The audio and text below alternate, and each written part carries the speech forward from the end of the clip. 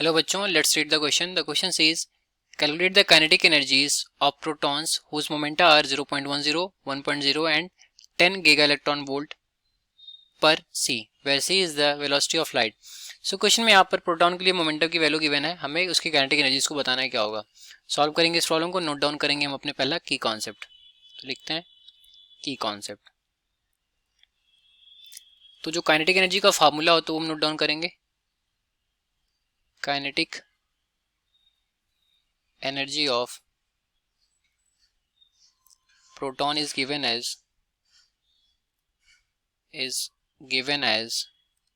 ठीक है, ये हो जाएगा हमारा T is equal to under root of, ठीक है, रिलेटिविस्टिक प्रोटॉन है तो c square into p square plus m naught c square, m naught square c to the power 4 minus of m naught c square. ठीक है, m naught हमारा rest mass हो गया proton का, सी हमारा स्पीड ऑफ लाइट हो गया, P हमारा मोमेंटम हो गया. लिख देते हैं इसको, यहाँ पर लिखेंगे c is equal to speed of light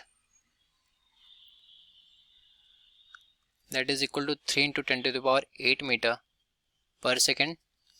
M naught c square हमारा रेस्ट मास एनर्जी है, रेस्ट मास एनर्जी, इसकी जो वैल्यू होती है वो होती है 0.938 गीगा इलेक्ट्रॉन वोल्ट. ठीक है, तो अब आते हैं हम प्रॉब्लम पर और इसको सॉल्व करेंगे हर एक के लिए. तो यहाँ पर हमें P की वैल्यू दे रखा है 0.10, पहला देखें तो P1 की वैल्यू दे रखा है 0.10 गीगा इलेक्ट्रॉन वोल्ट पर सी.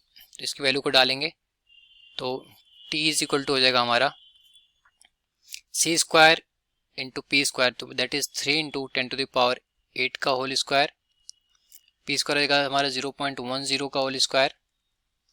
ठीक है, और ये हमारा डिवाइडेड बाई सी स्क्वायर भी होगा क्योंकि नीचे हमारा सी स्क्वायर भी गिवन है, plus of m naught square c to the power 4, ये हो जाएगा हमारा 0.938 इसका होल स्क्वायर माइनस ऑफ 0.938.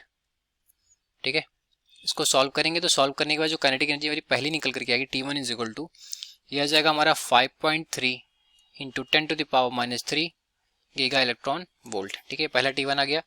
ऐसे हम P2 के लिए निकालेंगे that is 1.0 giga electron volt per सी. तो इसके लिए जब निकालेंगे तो जो T2 निकल करके आएगा फॉर दिस क्या जाएगा हमारा 0.433 गीगा इलेक्ट्रॉन वोल्ट. ठीक, ऐसे हमारा जो तीसरा मोमेंटम है दैट इज P3, ये हमारा 10 गीगा इलेक्ट्रॉन वोल्ट दे रखा है पर सी.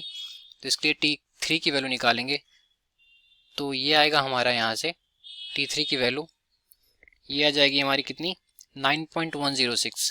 ठीक है, 9.1006 गीगा इलेक्ट्रॉन वोल्ट.